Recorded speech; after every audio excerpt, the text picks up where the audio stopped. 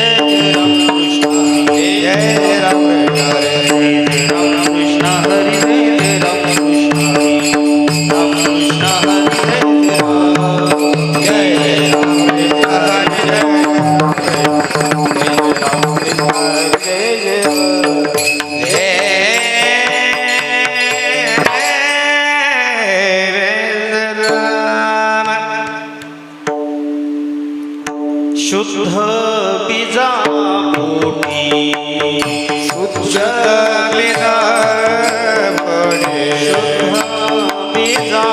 पोटी शुद्ध बीजा हळे रसाळे गोमटी हळे रसाळे गोमटी हळे रसाळे गोमटी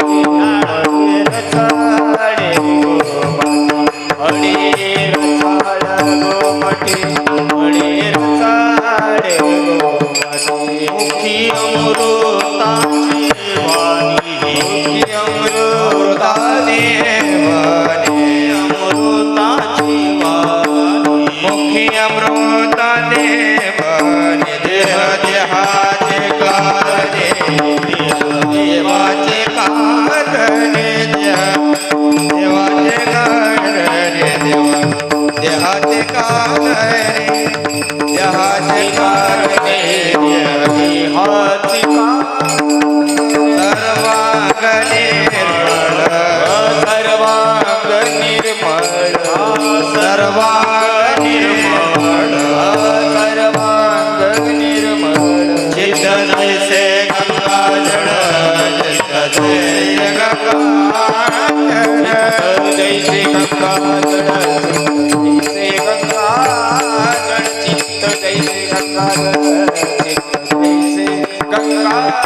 मुखे अमृताची वाणी कामने राणी मुखे अमृताची वाणी देह देवाय गाणी देह देवाय गाणी देहाची कारणी देवाची कारणी देवाचे देवाचे कारणी देवाचे हो तुका म्हणे राती तुका म्हणे राती तुका म्हणे राती ताप दर्शन बेत्राते ताप दर्शन बेत्राते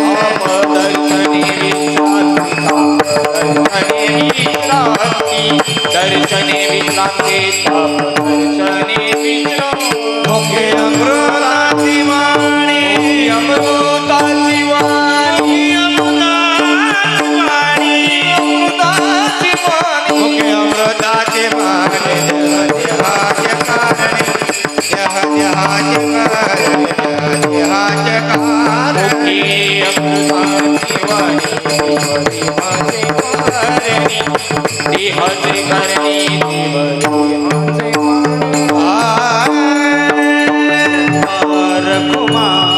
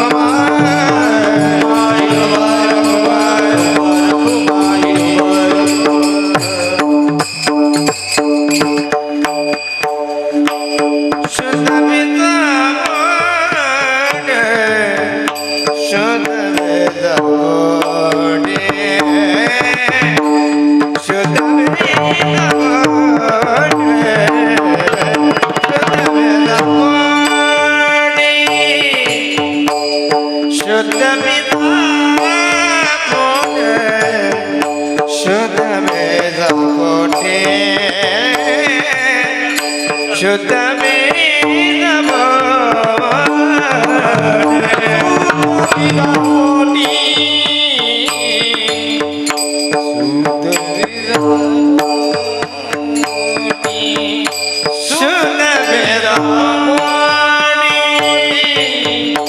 शुद्ध पिता शुद्ध वेदा कोटे शुद्ध वेदा शुद्ध वेदा कोटे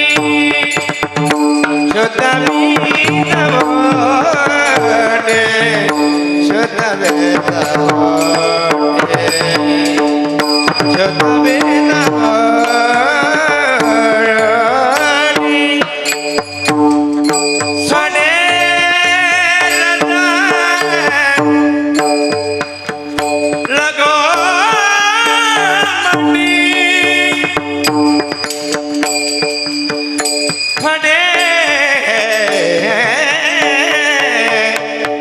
रसायन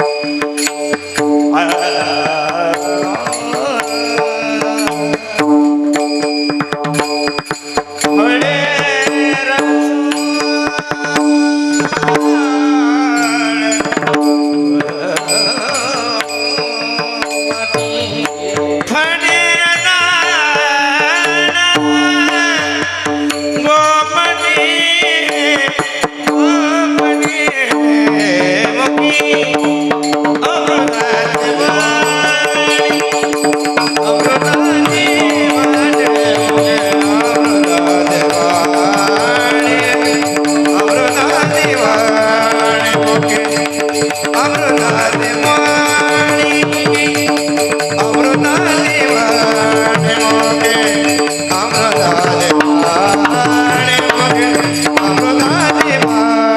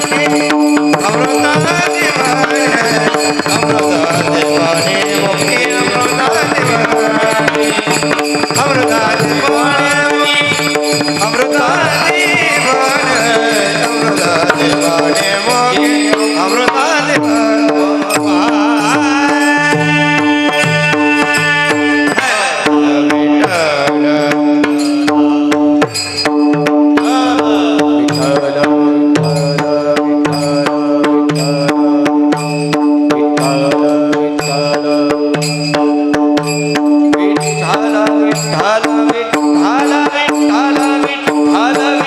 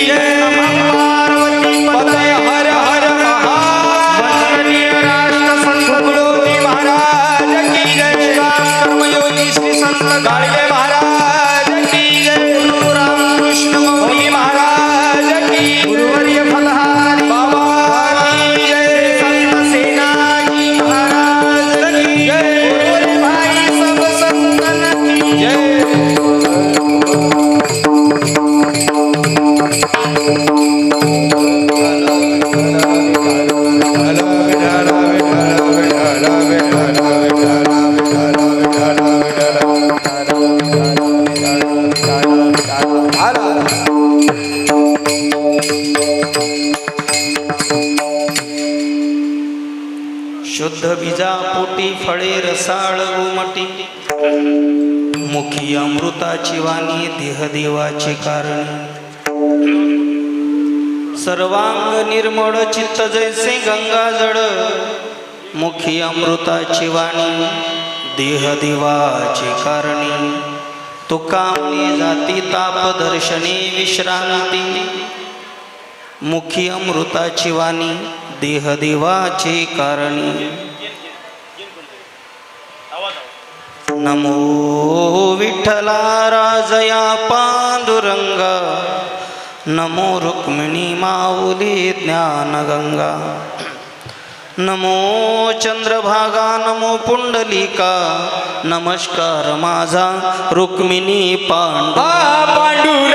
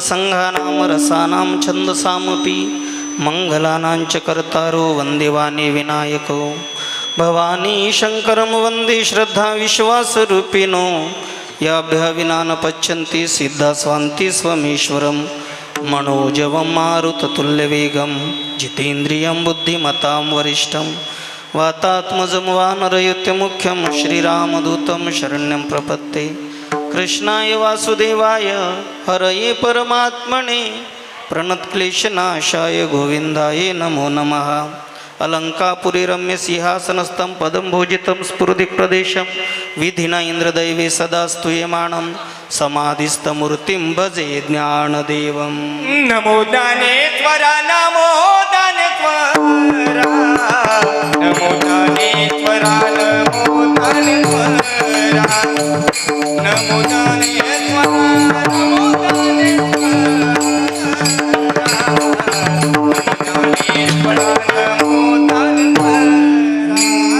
नमो ज्ञानेश्वरा नमो ज्ञानेश्वर नमो ज्ञानेश्वर नमो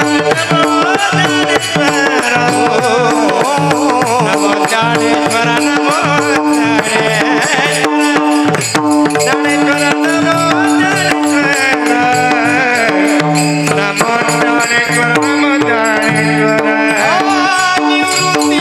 ज्ञानेश्वर निवृत्ती उदारा निवृत्ती उदारा मुक्ताबाई नमो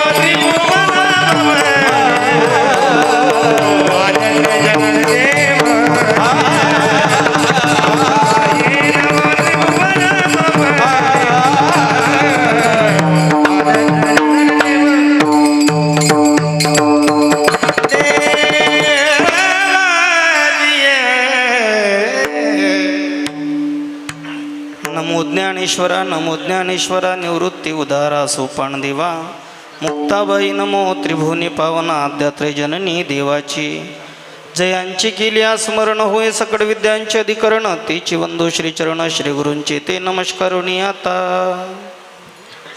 शुद्ध बीजा पोटी फळे रसाळ गोमटी थोडा मॉनिटरला आवाज दे माझ्या माईकचा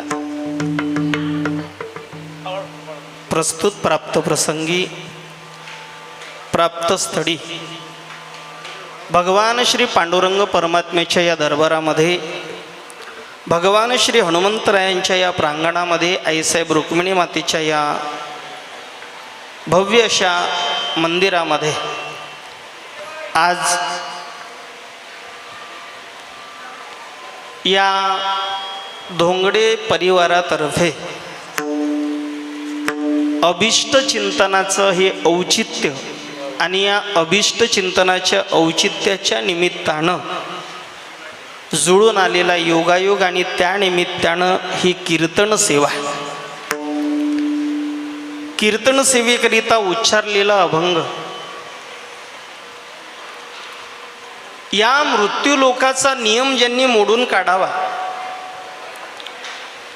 कारण मृत्यूलोकाचा नियम आहे जो जन्माला आला तो निघून जातो तुम्ही आम्ही जन्माला येत असताना देह घेऊन येतोय पण जात असताना मात्र हा देह इथेच ठेवावा लागतो आणि अंशरूपानं जावं लागतं पण या मृत्यूलोकातल्या नियमाला ज्यांनी तळा दिला जन्माला आले ते सुद्धा देह घेऊनच आणि जातात सुद्धा गेला तो विमानी बैसोनिया गेला तो विमानी बैसोनिया गेला तो विमानी बैसोनिया गेला तो विमानी बैसोनिया मने रामेश्वर सकळा पुसोनी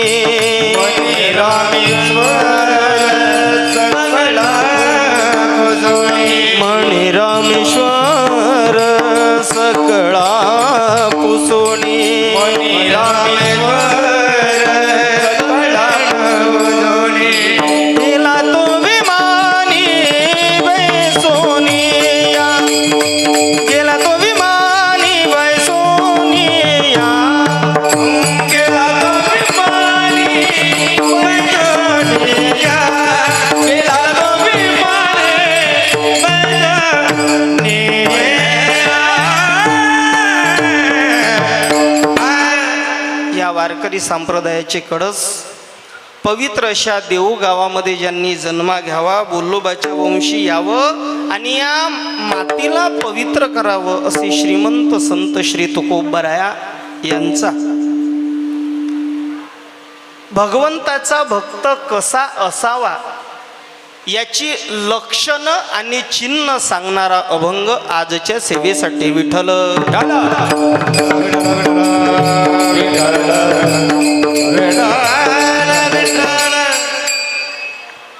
आदरणीय हरिभक्तीपरायण ज्यांनी वारकरी संप्रदायाचा वारसा चालवावा, पांडुरंग परमात्म्यानं अनिलजी धोंगडे या लेकीचा 5वा वाढदिवस आणि या वाढदिवसाच्या निमित्तानं या ठिकाणी हरिकीर्तन आहे. आणि हे तेव्हाच सुचतं जेव्हा माणसाची संगत चांगली असते.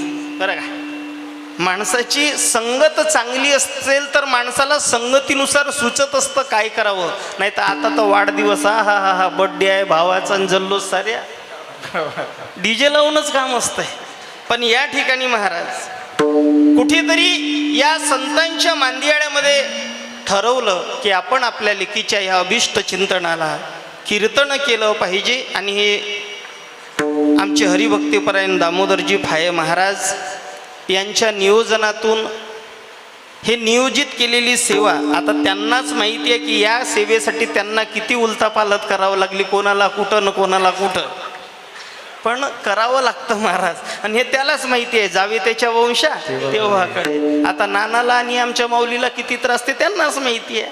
पण गेलं नाही तर माणसाला करमत नाही. कारण महाराज पैशानं सर्व काही विकत घेता येईल, पण प्रेम जिथे असेल तिथे पैशापेक्षाही मोठी श्रीमंती प्राप्त झाल्याशिवाय राहत नाही. आणि आजचे हे सौजन्य, आजचे हे सौभाग्य नुसत्या नानांच्या या प्रेमामुळे ही मोठी मोठी माणसं या कीर्तनाला आलीत. आपले विदर्भभूषण, विदर्भाचा आणि आमच्या या नागपूर परिसराचा ढाण्या भाग, मृदुंग क्षेत्रातील मोठं वक्तृत्व नाव आमचे तेजस नाना सांबरे या ठिकाणी नानांच्या प्रेमापोटी आहेत.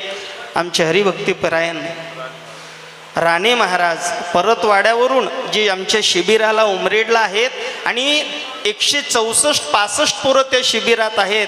आणि तेवढं त्या ठिकाणचं काम आमच्या दामोदर महाराजांनी आज स्वतः सांभाळलं आणि सांगितलं आमच्या राणेदादांना की माऊली आमच्या नानांच्या प्रेमासाठी तुम्हाला जावंच लागतं. म्हणून आमच्या नानांसाठी माझ्यासोबत नेहमी कथेला साथ संगत करणारे आमच्या गोंदिया भागाचे भूषण हरिभक्तीपरायण भूषण महाराज भेंडारकर हे सुद्धा 200 किलोमीटर अंतरावरून इथे आले. त्यांच्यासाठी एक जोरदार टाळी. आणि आमची ही संपूर्ण स्वप्नील असेल त्यांची संपूर्ण टीम जी सुकडीवरून आलेली आहे, विनेकरी दादासहित, आणि आमचा रितेश दादा सुद्धा आलेला आहे. या सर्वांसाठी एक जोरदार टाळी. ज्या परिवारानं हे गोड नियोजन केलं असं धोंगडे परिवार यांच्यासाठी सुद्धा एक जोरदार टाळी. आणि आजच्या कार्यक्रमाचं चित्रीकरण लाईव्ह न दाखवता कीर्तन शूट करून ठेवायचं. विठ्ठल भक्ती यूट्यूब चॅनलला हे कीर्तन येणार असे आमचे समीर दादा गायधने आणि लखन दादा या ठिकाणी उपस्थित आहेत. सर्वांसाठी एक जोरदार टाळी वाजवून द्यायची. आपल्याकडे वेळ जास्त नाही, कारण वाढदिवस म्हटला की केक, मेणबत्ती, चाकू आणि हॅपी बर्थडे टू यू. पण त्याही वेळामधून आपल्याकडे अर्धा तास आहे. अर्धा पाऊण तास जो काही हरिनामाचा गजर होईल, भगवान परमात्मा जशी बुद्धी देतील त्याप्रमाणे आपण ही सेवा पार पाडून घेऊ आणि सेवेला सुरुवात. विठ्ठल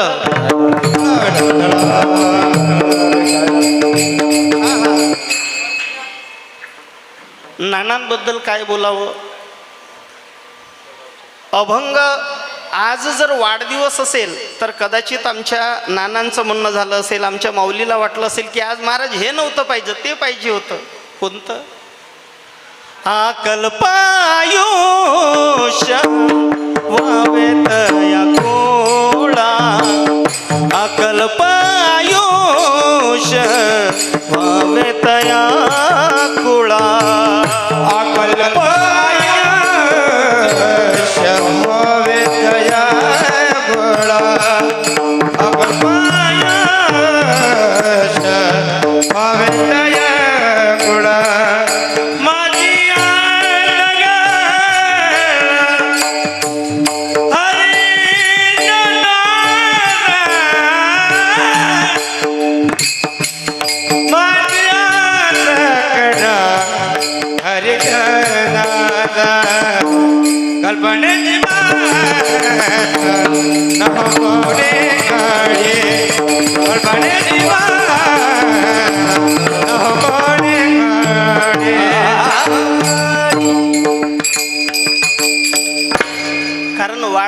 अभिष्ट चिंतन म्हटलं की अभंग ठरलेला आहे. अकल्पायुष्य व्हावे तया कुणा. अरे ज्यांचा वाढदिवस आहे ना त्यांना कल्पची कल्प आयुष्य प्राप्त व्हावं. पण या ठिकाणी विचार केला, ज्या आमच्या बाळाचा वाढदिवस त्या बाळाचा हा 5वाच वाढदिवस आहे आणि आमच्या बाळाकडे अजून 95पेक्षा जास्त वेळ उरलेला आहे. मग अकल्प आयुष्य मागण्याची गरज नाही. मग काय करावं आपण या ठिकाणी, काय घ्यावं? मग थोडं चिंतन केलं की हे ज्यामुळे सुचलं, कारण वाढदिवसाला कीर्तन करावे सहजासहजी सुचत नाही. मग याच्यासाठी आपल्या घरचा पुढारी माणूस जर सात्विक विचाराचा असेल तर मग असे सात्विक विचार सुचत असतात. संगती पंगती देवासवे घडे. ही संगत पंगत आमचे ज्या नानांनी वारकऱ्यांसोबत केली त्या नानांमुळे चालत आलेला वारसा. म्हणून आजचा अभंग बरं का, या अभंगामध्ये श्री तुकोबाराया वारकरी आणि संत महात्मे कसे असतात याची चिन्ह सांगतात. चिन्ह म्हणजे काय? आता तुम्हाला रस्त्याने जायचं आहे, उमरेडवरून तुम्ही गिरड रोडने लागलात. गिरड रोडने लागल्यानंतर आपल्याला सिरसीला थांबायचं आहे, आतमध्ये विठ्ठल रुक्मिणी मंदिरात यायचं आहे. तुम्ही सिरसीच्या बसस्टॉपवर आलात, तिथून तुम्हाला कशाची गरज पडेल? कुणाकडे वळलं पाहिजे, डावीकडे का उजवीकडे? झोपले काय तुम्ही? उमरेडवरून आलात तर बसस्टॉपवरून इकडे येण्यासाठी डावीकडे की उजवीकडे? झोपले काय? जेवण नाही दिलं का पहिले? माझं बोलणं समजते काय? आवाज समजत आहे ना? कारण हॉल असल्यामुळे हॉलमध्ये हाल होत असतात. कारण मला माहिती आहे मी जे बोलतो ते मागच्यांना कळत नाही. मला कल्पना आहे की मी इथं जे बोलतो ते माझ्या मागच्यांना कळत नाही, त्यांना फक्त वाटते वा हां ओके. आपल्याला डावीकडे जाय की उजवीकडे जायचं आहे हे झालं चिन्ह. उजवीकडे वळा, डावीकडे वळा, याला सिम्बॉल म्हणतात इंग्रजीमध्ये. आणि या सत्संग करणाऱ्या माणसाची चिन्ह म्हणजे काय, त्यांच्यामध्ये गुण असतात. या गुणांचं वर्णन श्री तुकोबाराया या अभंगामध्ये करतात. जगद्गुरु श्री तुकोबाराया स्वतः जीवन जगत असताना अनेक अभंग त्यांनी लिहिलीत. पण जेव्हा संत महात्मे यांची परंपरा अनेक वर्षाची असते, अनेक वर्षाची. मागच्या वर्षी ज्यांनी स्वतःचा देह ठेवला असे हरिभक्तीपरायण बाबा महाराज सातारकर, ज्यांनी स्वतःच्या शैलीने वेड लावलं अख्ख्या जगाला. रामकृष्ण अर्धा तास महाराज रामकृष्ण हरी चालायचं आणि ती शैली असायची त्यांची, लोक डोलायचे. ते बाबा महाराज गेलेत, पण त्यांची ती 3री पिढी होती, यांना 4थी पिढी आता चालत आहे. मग हे झाड कोणीतरी लावलेलं असावं ना, असावं की नाही लावलेलं? म्हणून संत महात्मे जीवन जगत असताना स्वतःचं जीवन गोड करतात, स्वतःचं जीवन सात्विक बनवतात. पण आम्ही गेल्यानंतर सुद्धा लावलेल्या झाडाला फळं सुद्धा चांगलीच लागली पाहिजेत यासाठी बी सुद्धा शुद्ध फेरत असतात. आता पुढे शेतीचं सीझन येणार आहे, शेतीचं सीझन येणार आहे. अगोदरचा काळ होता, इथून 15 वर्षाच्या अगोदर माणसं घरचंच सोयाबीन शेतात पेरत होते. आता आता आता कशाचं आणावं लागतं? म्हणजे पिकवायचं आम्ही, ते स्वस्तात विकायचं आणि सीड्सचं घेऊन आणायचं. म्हणजेच चांगलं बी पाहिजे तर चांगली फसल आम्हाला उगवणार, आम्हाला मिळणार. आणि त्यासाठी तुम्ही आम्ही सर्वसामान्य शेतकरी जर प्रयत्न करत असू की चांगली फसल होण्यासाठी आमचं बीज चांगलं सीड्सचं पाहिजे, महाजी बीजचं पाहिजे, TMTचं पाहिजे, BBTचं पाहिजे, इतकी जर आपण जर एवढी काळजी घेत असू तर आमचे संत महंत सुद्धा काळजी घेत असतात की आमची समोरची पिढी कशी निघावी. यासाठी अभंगाचं पहिलं चरण.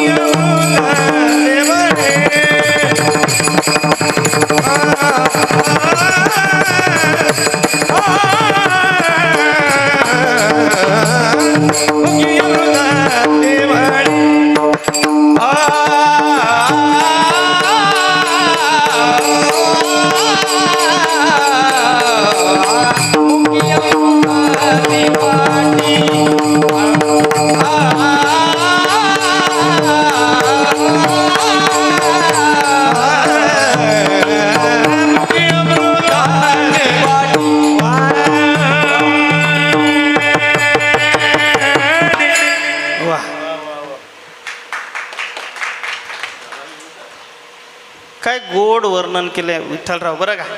आता काय बोलावं, तिकडेही विठ्ठल ना समोरही विठ्ठलच. आणि आनंद जरा वेळेत आपल्याकडे अर्धा तास फक्त शिल्लक आहे, ते नानांनी 15 वाढवून दिलेत म्हणून, नाहीतर 15 शिल्लक होते. आणि दोन्हीकडे नानांचा आहे आणि नानांच्याच घरचा कार्यक्रम. मग नाना नाना असल्यानंतर काय काना नाही का. चला असो. श्री तुकोबाराय म्हणतात, शुद्ध बीजा पोटी फळे रसाळ गोमटी. आता श्री तुकोबाराय म्हणतात की जिथे शुद्ध बीज आहे तिथं फळं चांगली असतात. पण आपण पाहिलं ना, सीडचं सोयाबीन आणलं वापलंच नाही, होतं की नाही असं. कधी कधी बीज शुद्ध असतं पण फळं चांगले येत नाहीत. कधी कधी गावरान पेरा, फळं चांगले आल्याशिवाय राहत. कधी कधी बीज शुद्ध असतं तर फळं चांगली नाहीत. कधी कधी फळं चांगली तर बीज शुद्ध नाही. कधी कधी बीजही गढूळ आणि पीक येणारं फळं सुद्धा गढूळच. पण श्री तुकोबाराय म्हणतात, काही ठिकाणी बीजही शुद्ध आणि त्याची फळंही शुद्ध. चला थोडंसं चिंतन बघू आपण, कारण मला कल्पना आहे अर्धा पाऊण तास लोक येणार जाणार आणि तोपर्यंत आपलं कीर्तन होऊन जाणार, म्हणून आपण आपल्या वेळेमध्ये चाललेलं बरं. काही ठिकाणी बीजही अशुद्ध आहे आणि फळही अशुद्ध आहे. चला तुम्ही महाभारताचं युद्ध चाललेलं आणि युद्धामध्ये 2 बाजू आहेत. एकीकडे 100 कौरव आहेत आणि दुसऱ्या बाजूला 5 पांडव आहेत. 11 अक्षययोनी सेना बरं का रणांगणामध्ये आहे. 7 अक्षययोनी सेना पांडवांकडे, मग 11 कौरवांकडे, 7 अक्षययोनी पांडवांकडे. पण या 11 अक्षययोनी सेनेचा जो सरन्यायाधीश आहे युद्धामध्ये, कोण त्याचं नाव बोलत चला. कौरवांकडचा राजा कोण? तुम्ही काय केकच खाली आले काय? म्हणा ना दुर्योधन, आहे की नाही? दुर्योधन केक भेटन ना तुम्हाला, काही काळजी करू नका. आता तर जेवढ्या वजनाचं, ज्याचा वाढदिवस जेवढ्या वजनाचा माणूस असेल तेवढ्याच किलोचा केक आणतात बाबा, बरं का. दुर्योधन हे लागलेलं फळ आहे आणि या दुर्योधनाच्या फळरूपी झाडाकडे पाहिलं तर झाड आहे. कोण कोण कोण कुणाचे पुत्र आहेत दुर्योधन? बोला ना. आंधळा धृतराष्ट्र. म्हणजे बीजही वाईटच आणि आलेलं फळ सुद्धा वाईटच. बीजही शुद्ध नाही, फळही शुद्ध नाही. चला पुढे. कयधू नावाची आई आहे, कयधू नावाची आई, आणि तिच्या पतीचं नाव आहे, ज्यांनी स्वतः देवापेक्षा मोठं स्वतःला समजावं. भगवान नरसिंहाला ज्यांच्यासाठी अवतार घ्यावा लागला, काय त्यांचं नाव? हिरण्यकश्यप. बघितली त्यांची तर प्रवृत्ती वाईट आहे, बीज मात्र वाईट आहे. एवढं वाईट किती की नारायणाचं नाव घ्यायचं नाही, अजिबात नारायणाचं नाव घ्यायचं नाही. आणि ते एक दिवस जगाच्या मालकाला संपवावं म्हणून तपश्चर्या करण्यासाठी जाते. आणि तपश्चर्यासाठी गेल्यानंतर त्या ठिकाणी ध्यान लावलं, बसलंय झाडाच्या खाली आणि भजन करतायत. ते तपश्चर्यासाठी बसलेले असतं. पलीकडच्या झाडावरती एक पोपट आहे आणि पोपटाच्या मुखातून नाव येत आहे, नारायण हरी नारायण नारायण श्रीमन नारायण. ते देवाचं नाव आवाज आलाय म्हणून घरी आलं आणि घरी आल्यानंतर शांत बसलंय. पत्नी आहे कयादूने विचारावं, तुम्ही सकाळीच गेलात तपश्चर्यासाठी आणि संध्याकाळीच का आलात हो? त्यानं सांगावं की मी तपश्चर्यासाठी गेलो ग, पण माझ्या वैऱ्याच्या नावाचा उच्चार सुरू होता म्हणून मी घरी परत आलोय. आता ती पत्नी आहे ना महाराज, पत्नी आहे. आणि सात्विक लोक कितीही त्यांच्या समोर राक्षस येऊ द्या, त्या राक्षसाला सुद्धा शांत करतात. ही सात्विक लोकांची ताकद असते बरं का. माझ्या कयादून विचारावं काय झालं हो? काय नाव घेत होता ते अजिबात विचारायचं नाही. अहो पण काय नाव घेत होतं ते सांगा ना. काही नाही, नारायण नारायण म्हणत होतं. नाही नाही नाही नाही, चांगलं सांगा काय म्हणत होतं. नारायण नारायण म्हणत होतं. नाही नाही, गोड सांगा ना हो. काय म्हणत होतं ते. नारायण नारायण म्हणत होतं. पतीच्या मुखातून वैऱ्याचं नाव वदवून घेतलं आणि त्याच दिवशीची गर्भधारणा माझ्या कयाधूला थांबली आणि पुत्र पोटी प्रसवला. त्या पुत्राचं नाव भक्त. आता सांगा, बीज बीज सात्विक आहे का? नाही ना, खबर आहे ते. बीज सात्विक नाही, पण त्या अपवित्र अशा बीजाच्या पोटी आलेलं फळ मात्र सात्विक आहे. काही ठिकाणी बीजही वाईट, येणारं फळही वाईट. काही ठिकाणी बीज वाईट तर येणारं फळ चांगलं. काही काही ठिकाणी बीजही चांगलं आणि फळही चांगलं. तुम्ही म्हणाल महाराज कसं काय? माझ्या पंढरपूरच्या या विठोबाचे भक्त जात वित गोत कुळ शिड मात. जात वित गोत कुळ शिड मात. जात वित गोत कुळ शिड मात. जात वित गोत कुळ शिड मात.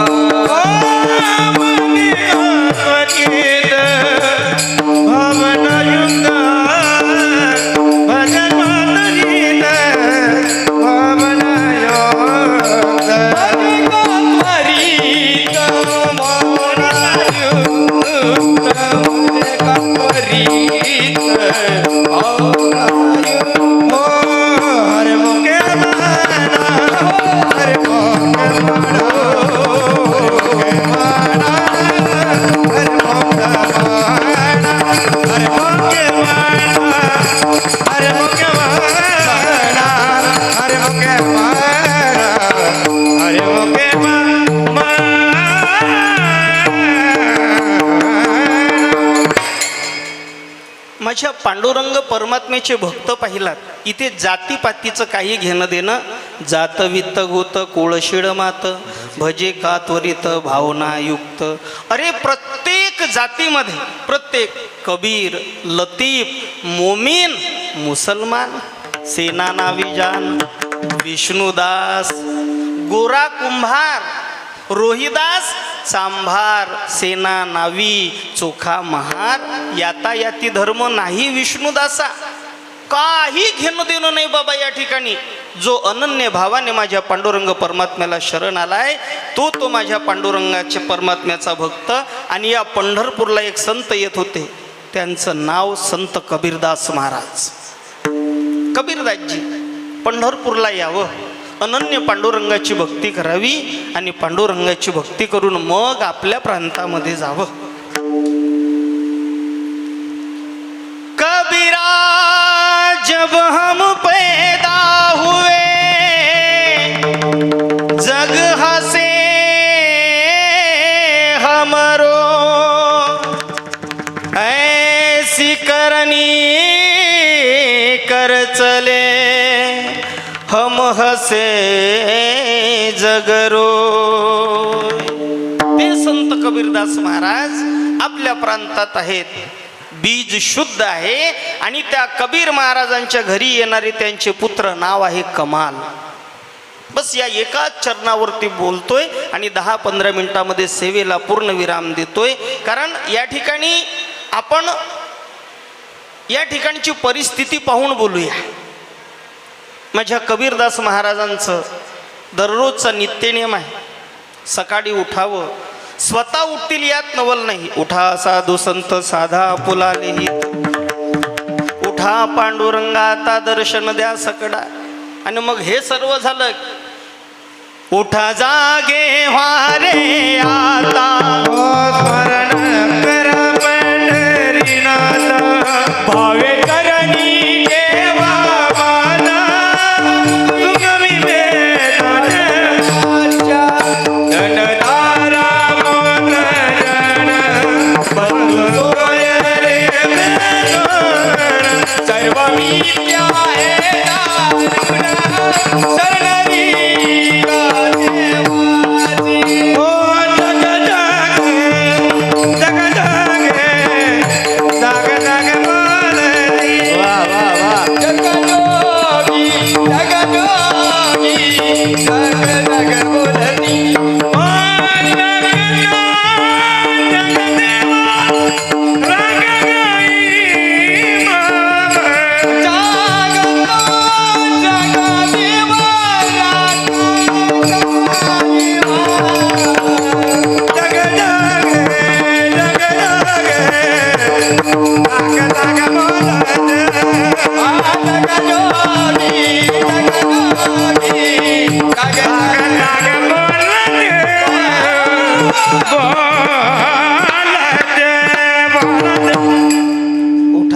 वारे वारे आता स्मरण करा पंढरीनाथा. जगजोगी जगजोगी जाग जाग बोलती, किंवा आता जागा रे बाई नो जागा. म्हणजे स्वतः संत जागे आहेत यात नवल नाही, सर्वांना आमचे संत जागे करत असतात बरं का. संतांनी सर्वांना जागवावं. आणि या कबीर महाराजांकडे एक दिवस अस्ताला जाताना पत्र येतं, कारण त्या काळामध्ये टेलिफोन, व्हॉट्सअप, इन्स्टा काही नव्हतं. एकच साधन, जा जा. बरं का, कबूतरवाल्यांना ते माहिती असेल. बरोबर आहे विठ्ठलराव, बरोबर आहे. तुमच्या चेहऱ्यावर हसू आलं म्हणजे तुम्ही जमलं मग ते. तुम्ही व्हॉट्सअपवाले नाही आहे बरं का. पत्र होतं, पत्र. आणि पत्र आलं आणि पत्रामध्ये लिहिलेलं, महाराज श्री, आम्ही पंढरपूरचे काही वारकरी या भागात निघालोय. आज सायंकाळी तुमच्याकडे येतोय. सायंकाळच्या प्रसादाची सेवा तेवढी आमची करा. कबीरजीच्या हातामध्ये ती चिठ्ठी आली आणि जशी चिठ्ठी वाचली डोळ्यात अश्रू आला. नयनातुणी वाहती धारा, गहिवरला कंठ हा सारा. वडील रडतायत आणि ज्या वेळेला वडील रडलीत ना मायबाप, बापाच्या डोळ्यात पाणी आलं. कमालाने यावं बाबा, काय झालं ओ रडायला, का रडताय तुम्ही, सांगा ना. काही नाही रे, पत्र वाचलंय, चिठ्ठी वाचली, मग रडायला काय झालं. संत मंडळी येत आहेत घरी. हा, संत मंडळी येत आहेत. मग बाबा आपण सायंकाळची संतांची पंगत केली पाहिजे, आदरातिथ्य केलं पाहिजे, मिष्टान्नाचं भोजन वाढलं पाहिजे, त्यांची सेवा केली पाहिजे ना बाबा आपण. मग तुम्ही का रडताय. कमाला, अगदी गोड बोललास बाळा, माझ्या मनातलं बोललायस रे, की आपण या संतांची संत पंगत केली पाहिजे का. पण आपल्या घरी सायंकाळचं आपल्याला पुरल एवढं सुद्धा अन्न नाही रे. एवढ्या संतांची संत पंगत कशी करायची. आम्ही जेव्हा पंढरपूरला जातो तेव्हा या वारकऱ्यांच्या घरी आनंदाने खातोय, मान सन्मान करून आम्हाला हे वारकरी परत पाठवतायत. आणि आज माझ्या पांडुरंगाचे लाडके भक्त माझ्या दारावरती येतात आणि घरात अन्नाचा कण सुद्धा नाही, म्हणून माझ्या डोळ्यात पाणी येतंय. बाबा काही काळजी करू नका, आपल्याकडे पैसे नाहीत ना. माझ्या भगवान परमात्म्यानं, श्रीकृष्ण परमात्म्यानं छोट्या छोट्या लेकरांवरती अन्याय होत होता. घरचं असून त्यांना खायला भेटत नव्हतं, म्हणून त्यांच्यासाठी चोरी केली ना. आपण सुद्धा संतांच्या सेवेसाठी चोरी केली पाहिजे बाबा. लेकरू सांगतंय आपल्या बापाला चोरी केली पाहिजे. चला, चोरी सुद्धा वाईट नसते महाराज. तुम्ही आम्ही चोरी केली तर आम्हाला जेलमध्ये जावं लागतं, पण माझ्या कृष्ण परमात्म्याने त्या काळात केलेली चोरी आजही काल्याच्या कीर्तनात सांगितल्याशिवाय काल्याचं कीर्तन पूर्ण होत नाही. ही माझ्या भगवान परमात्म्याची चोरी आहे. कमाल आणि कबीर दोघेही दुकानात गेलेत. दुकानात गेल्यानंतर जेवढं लागतंय, जास्तच नाही, जेवढं लागतंय. माणसानं शिकलं पाहिजे रे, की आपल्याला जेवढं लागतं तेवढंच घ्यावं. पक्ष्यांकडून घ्या शिकून. म्हणजे श्री तुकोबाराय सांगतात पक्ष्यांचा दृष्टांत देऊन, की पक्षी जेव्हा येतात तेव्हा अंगणामध्ये उतरतात, समोरचं बीज जेवढं पाहिजे तेवढं चोचीत घेतात आणि मग मात्र उडून जातात. पक्षी अंगणी उतरती ते का गुंतोणी राहती, तैसे असावे संसारी जोवरी प्राचीनाची दोरी. गेलेत, जेवढे पाहिले, जेवढं पाहिजे तेवढं सामान घेतलं. वडिलाकडे ती पिशवी दिली. बाबा म्हटलेत, लेका ही पिशवी घरी नेऊन ठेव. कमाल, घरी पिशवी नेऊन देतो. आई हे धान्य आणलंय, स्वयंपाक कर, संतांची पंगत आहे आपल्याकडे, कर स्वयंपाक यांचा. आईकडे पिशवी दिली. कमाल परत आला आणि मग बाबाला सांगतात, बाबा आता दुकानाचा शटर पाडून आपण निघून जाऊ, पण थांबा, मी जरा दुकान मालकाला सांगून येतोय आम्ही चोरी केली म्हणून. प्रामाणिकता बघा, मी बीज आणि फळ सांगतोय. या एकाच दृष्टांतात तुम्हाला कळेल की हा अभंग का घेतलाय. कमाल आपल्या बाबाला म्हणतात, बाबा असं जायचं नाही, आपण केलेली चोरी दुकानदाराला सांगून यायची. आणि मग मात्र कमाल दुकानदाराकडे जातोय आणि जात असताना दुकानदाराला अगोदरच कळलं की आपल्या इथं चोरी झाली. आणि मग मात्र अंधार होता, त्या अंधारामध्ये दुकानवाल्यानं ते कमालाचे पाय पकडावेत आणि पाय पकडलेत. डोकं बाहेर आहे, पाय आतमध्ये आहेत. कमाल म्हणतोय, बाबा दुकानदारानं माझे पाय पकडलेत. जर दुकानदाराला कळलं की आपण चोरी केली तर साधूची सेवाही होणार नाही, अन्नदानही होणार नाही, विनाकामानं गावामध्ये बदनामी होईल. याला कळलं नाही पाहिजे हे कोण आहे चोर. म्हणून एक काम करा, माझी मान तेवढी कापून घ्या. स्वतःच्या वडिलाला सांगतात. एवढा निष्ठुर असेल का हो बाप? एवढा निष्ठुर राहील बाप? स्वतःच्या लेकराचं मुंडकं उडवाल. पण ही साधूची भेट स्वतःच्या मुलाच्या प्राणापेक्षाही प्रिय होती. त्यांना खऱ्या अर्थाने वारकरी म्हणावं, संत म्हणावं, कारण सर्व काही मिळेल. मिलना कठिन है संत का बड़ भाग से पाते कही, मिल गए संजोग से तो सतसंगति मिलती नहीं. सतसंग जिनको मिल गया वह जन्म का सफल है, अधिकार उनका क्या कहूँ शहंशाह के तुल्य है. बहु अवघड आहे संत भेटी, परी जग जिठी करुणा केली. या न्यायाप्रमाणे कबीरजींनी स्वतःच्या लेकराचं मुंडकं उडवलं आणि मुंडकं उडवून घरी गेलेत. पत्नी म्हटली, का हो तुम्ही आलात? माझा कमाल पिशवी देऊन गेला सामानाची, दिसत नाही ना तो, कुठे? बोलवा ना माझ्या कमालाला. आणि मग वडिलाच्या डोळ्याला अश्रू लागलेत. म्हणे काय सांगू ग, आता आपला कमाल मात्र जिवंत राहिला नाही. कमालाचं मुंडकं आणलंय, तेवढं आतमध्ये ठेव ही पिशवी आणि स्वयंपाक कर. काय धन्य असेल ती माऊली. स्वतःच्या लेकराचं शिर ठेवलं आणि स्वयंपाक बनवला, संताची पंगत घातली. त्या दुकान मालकानं त्या मुंडकं दिसलं नाही म्हणून ते धड स्मशानभूमीमध्ये नेऊन पुरलं. डोकं तेवढं, धड तेवढं, असं हात आणि ते धड वर ठेवलं, अर्ध पुरलं त्याला जमिनीमध्ये. पंगत झाली, सर्व काही झालं. मुलाचं शिर आहे घरी, पण दोघांच्या डोळ्यात अश्रू नाहीत. अश्रू नाही का? संतांच्या सेवेपुढे आहा सर्व तुच्छ. भाग्य तरी नव्हे, धनपुत्रदारा निकटवास बरा संतापाही. आणि मग तिथून रात्रीची पंगत झाली, रात्री थांबलेत. सकाळचा काकडा झाला आणि काकडा झाल्यानंतर जेव्हा वारकरी मार्गाला लागलेत तेव्हा त्या स्मशानभूमीच्या रस्त्याने जातात आणि पुरलेल्या कमालाचं धड आपोआप हात जोडतंय. वारकरी म्हटले, तो वा काय भाग्यवान असेल रे हे लेकरू, मेल्यानंतरही संताचा आदर करतय, हे हात जोडतय. जर याचं मुंडकं असतं ना तर आमच्या पांडुरंगाच्या कृपेनं आम्ही याला जिवंत केलं असतं. संताच्या मुखातून शब्द निघाला.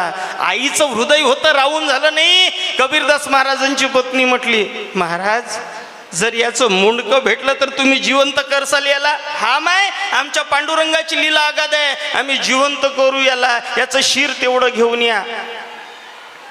ती माय म्हणली, खरंच जिवंत कराल आई, पण तुम्ही एवढ्या का अट्टहासाने विचारतोय हो? महाराज हे दुसऱ्याचं लेकरू नाही, माझंच लेकरू आहे. तुमच्या सेवेसाठी अन्न नव्हतं म्हणून दोघेही वडील आणि मुलगा चोरी करायला गेलेत.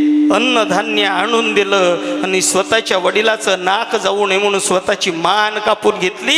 हे माझे लेकरू कमाल आहे. माय घरी गेली, घरून मुंडकं आणून दिलं ना वारकऱ्यांनी. ते मुंडकं त्या धडावरती ठेवलं ना पांडुरंग परमात्म्याला विनंती केली, हे देवा जिवंत कर बाबा याला.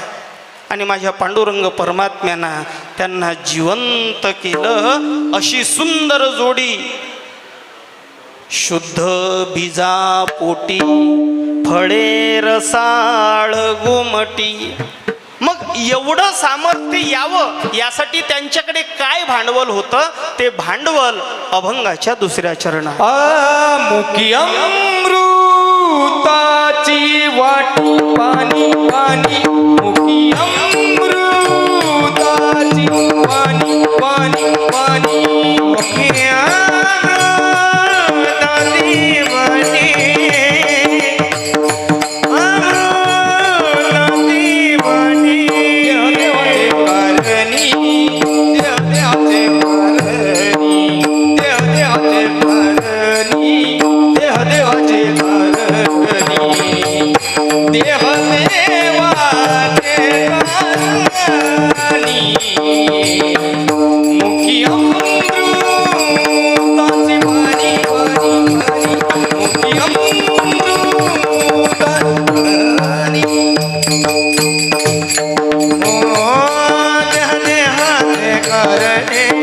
देहाचे करणे देहाचे करणी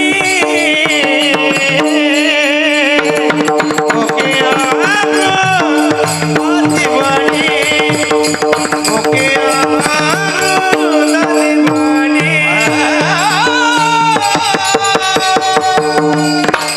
वा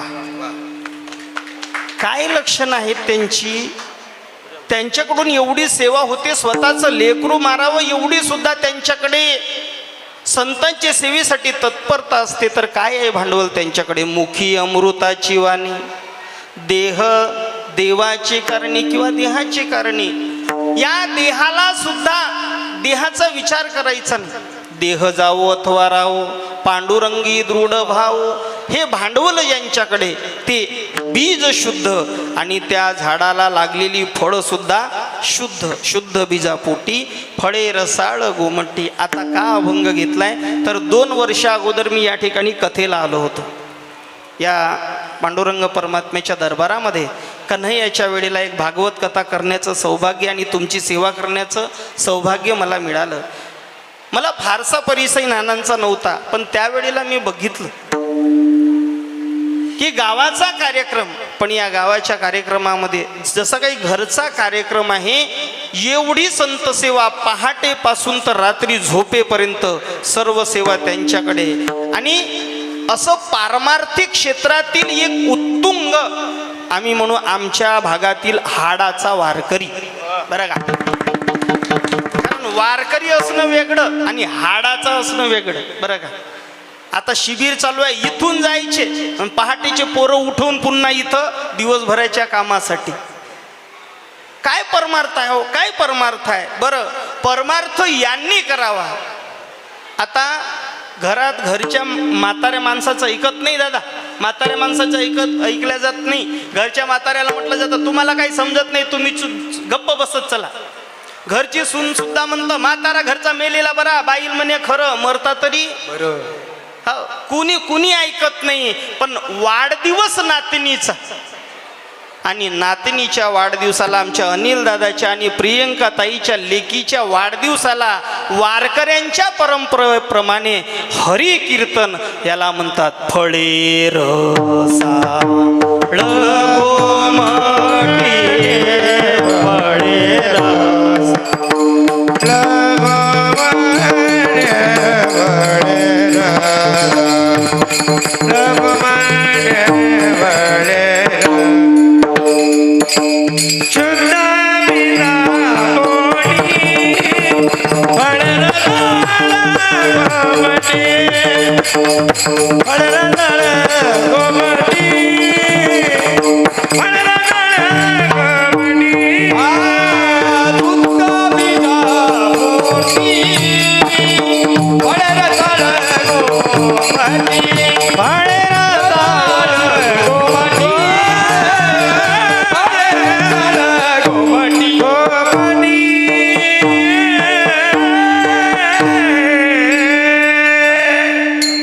अनिल दादा असेल प्रियंका वहिनी असतील आणि आमचा लहान दादा अक्षय काय गोड परिवार आहे आणि गोड नियोजन या कार्यक्रमाचं आमची ओजस्विनी हिचा 5वा वाढदिवस आहे आता वाढदिवस म्हणावं तरी चुकीचंच आहे मी तुमच्याकडे 100 रुपये ठेवायला दिलेत बरं का विठ्ठलराव 100 रुपये तुम्हाला ठेवायला दिलेत आता आपल्याच माणसाला टार्गेट केलं पाहिजे आता दुसऱ्याला काय करावं दुसऱ्याला एखाद्याला म्हणावून ते उठलं तेथून तू भेट तिकडे चप्पल रेडी आहे मग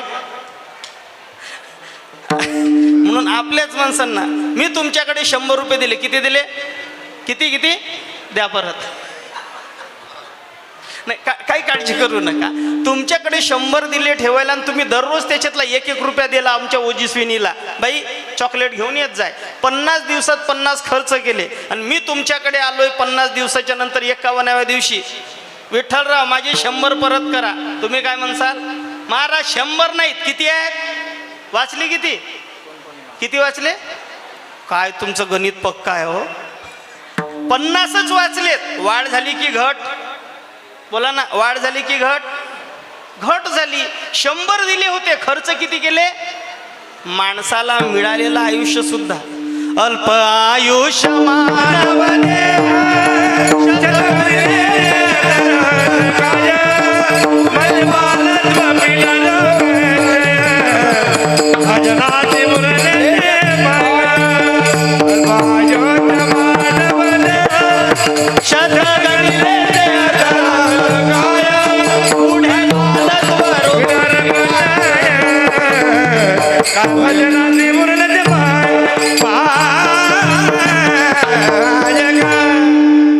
शंभरातले 50 गेलेत, घट झाली ना हो, पण तरी सुद्धा आम्ही म्हणतो वाढदिवस. 100रातले 5 कमी झाले, 95च राहिले, आणि त्यातही गॅरंटी हा एका क्षणाची सुद्धा गॅरंटी नाही ना महाराज. मग घट आहे, मग याला वाढ का म्हणावी? तर जे लोक आशीर्वाद द्यायला येतात त्यांनी म्हणावं की यशवंत व्हा, कीर्तिवंत व्हा, सुख समृद्धी तुम्हाला लाभो आणि तुमचं यश वाढत जावं, म्हणून वाढदिवस. बरं का? तुम्ही आम्ही म्हटलं पाहिजे वाढत राहा, पण ज्याचं आहे ना त्याला समजलं पाहिजे की माझं आयुष्य घटत आहे. आजपर्यंत मी देवाची सेवा केली नाही, पण आता तरी देवाची सेवा केली पाहिजे, हे त्याला कळलं पाहिजे ज्याची घट आहे त्याला. बरं का? आणि असा हा आमच्या ओजस्विनीताईचा वाढदिवसाचा सोहळा या ठिकाणी आहे. आपण सर्व आलात आणि पुन्हा उमरेडला कथा सुरू असल्यामुळे 8 वाजताच आमच्या तेजस्नानांना आणि माऊलींना पोहोचायचं आहे. त्यामुळे आपली वेळ संपलेली आहे कीर्तनाची. पाहता पाहता वेळ कधीच पुरत नाही. चांगल्या कामाला वेळ पुरत नाही आणि वाईट कामाला वेळ उरत नाही, अशी अवस्था असते. आणि म्हणून आमच्या या ओजस्विनी ताईला पांडुरंग परमात्मेच्या या शुभ आशीर्वादाने आमच्या सर्व वारकऱ्यांकडून भरभरून शुभेच्छा. ती यशवंत, कीर्तिवंत, तिचं आरोग्य, तिची गुणवत्ता आणि शैक्षणिक क्षेत्रात खूप भरभराट हो, पण वारकऱ्यांची पताका खांद्यावर घेऊन तिनं सुद्धा हा वारसा चालवावा. हा 5व्या वाढदिवसाच्या निमित्तानं पांडुरंग परमात्म्याचा आशीर्वाद आमच्या ओजस्विनी दिदीला. आणि या वाढदिवसाच्या निमित्तानं तुम्ही तरी हॅपी बर्थडे टू यू म्हणाल, यात नवल नाही, पण माझ्या पांडुरंग परमात्म्याच्या दरबारात आहात ना, म्हणून नामस्मरण केलं पाहिजे. करा हात वर. विठोबा रखुमाई, विठोबा रखुमाई, विठोबा रखुमाई, बोला बोला, विठोबा रखुमाई, विठोबा रखुमाई, विठोबा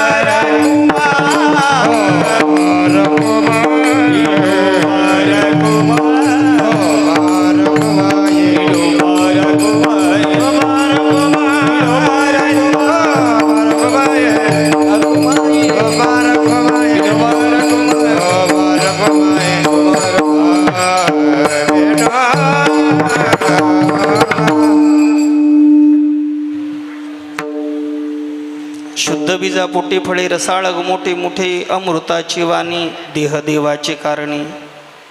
सर्वांग निर्मळ चित्त जैसे गंगाजळ, मुखी अमृताची वाणी, देह देवाची कारणी.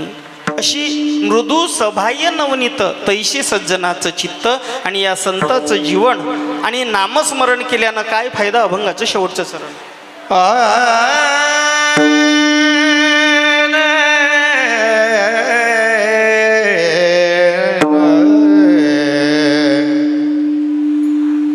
तुका म्हणे दादी, तुका म्हणे दादी, तुका म्हणे दादी, तुका म्हणे दादी, तुका म्हणे दादी,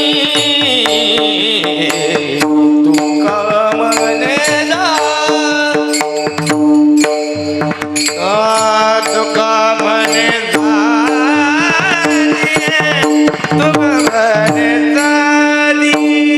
तुका म्हणे जाती, तुका म्हणे जाती, तपे दर्शने विस्मरते, तपे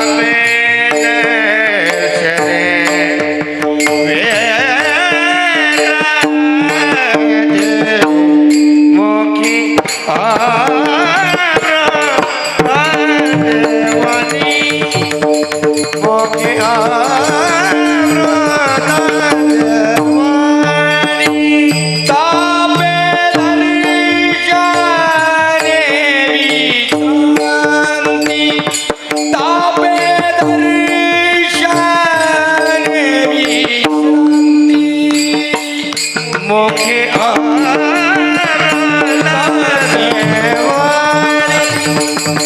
मुखिया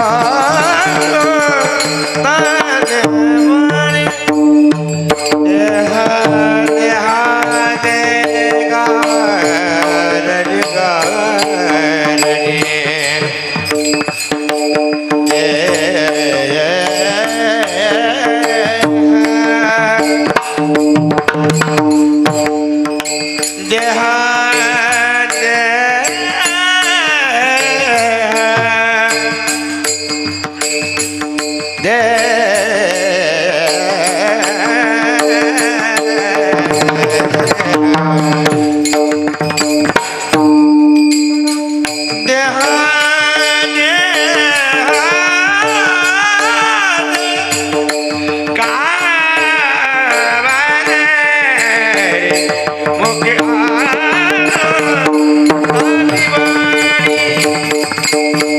मुखिया